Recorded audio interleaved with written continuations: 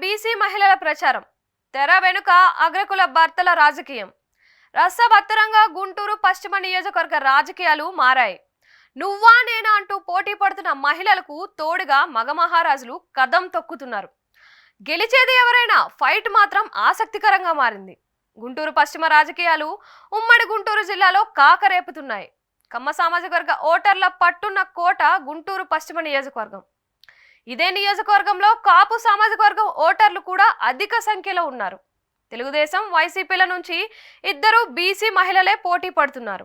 దీంతో పోరు ఆసక్తికరంగా మారింది.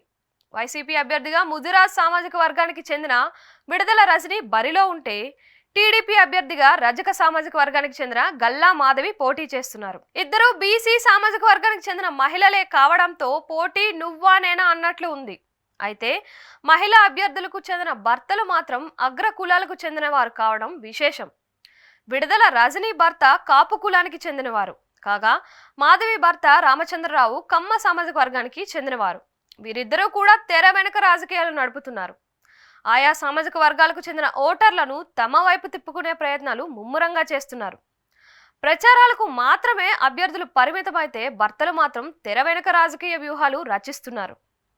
రజనీ భర్త కుమారస్వామి ఇప్పటికే కాపు సామాజిక వర్గానికి చెందిన ముఖ్య నేతలందరినీ కలిసి తమకే మద్దతు ఇవ్వాలంటూ అడుగుతున్నారు. ఇక మాధవి భర్త రామచంద్రరావు కూడా అటు కమ్మ సామాజిక వర్గంతో పాటు ఇటు కాపు సామాజిక వర్గానికి చెందిన వారిని కూడా కలుపుకొని వెళ్లే ప్రయత్నం చేస్తున్నారు. గుంటూరు పార్లమెంటు పరిధిలో ఒక్క కాపు సామాజిక వర్గానికి కూడా టికెట్ ఇవ్వలేదని రాజకీయ పార్టీలపై గుర్రు మీద ఉన్నారు. అయితే కాపుల మద్దతు తమకే ఉంటుందని వైసీపీ భావిస్తుంటే, జనసేనతో జత కట్టడంతో కాపుల ఓట్లు తమకే పడతాయని టీడీపీ అంచనా వేస్తుంది. దీంతో క్షేత్రస్థాయిలో పోరు కాపు వర్సెస్ కమ్మగా మారిపోయింది. ప్రధాన పార్టీలకు చెందిన నేతలిద్దరూ కూడా కాపు ఓటర్లపైనే ఆశలు పెట్టుకున్నారు. మరొక వైపు గత 6 ఎన్నికలను పరిశీలిస్తే ఏ పార్టీ కూడా హ్యాట్రిక్ సాధించలేకపోయింది.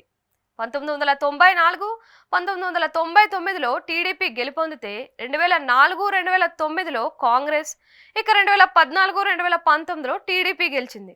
దీంతో వచ్చే ఎన్నికల్లో సెంటిమెంట్ తమకే వర్కౌట్ అవుతుందని వైసీపీ భావిస్తుంటే, ఈసారి కాపు ఓటర్లతో గెలిచి చరిత్ర తిరగా రాస్తామని టీడీపీ అంటుంది.